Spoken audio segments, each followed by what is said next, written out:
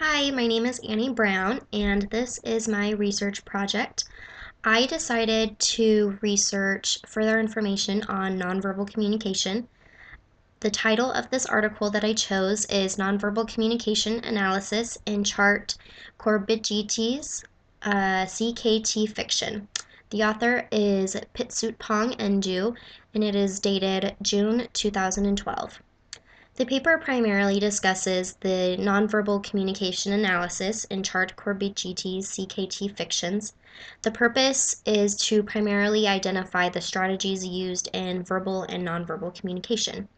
There were several main topics, one being body language and understanding different types of gestures, and two, the main body parts used in these gestures and being able to identify what those could be used for. CKT's fiction also goes in depth on how to apply all of these things and to understand how it is typically used. My three favorite points, one being the further in-depth explanation of all of the main body parts used. It was really interesting to know how people can interpret different head movements or facial expressions, as well as just typical arm gestures when people are telling stories and how it can make it more exciting, or just their typical body language. Two is I found this really interesting fact, which I'm going to share with you.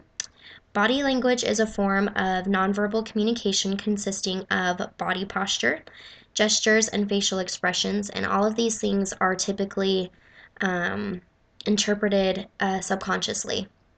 Human communication consists of 93% body language, and only 7% of communication consists of words.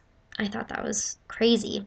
But it also says that body language may provide just clues as to the attitude or state of mind of that individual or the communicator.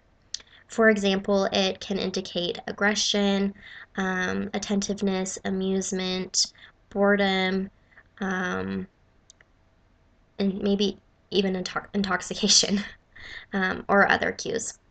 My third favorite topic in this article was that the gestures revealed by body organs and facial expressions lead to the sentimental recognition of the communicator's feelings between the two characters or the two communicators.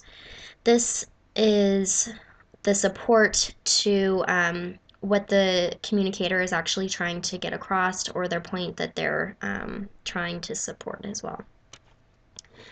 After reading this article, I think it's a great way for me to further understand not only what people are trying to say, but to also then understand what their body is telling me as far as what they're feeling emotionally, or and part of what their underlying thought is.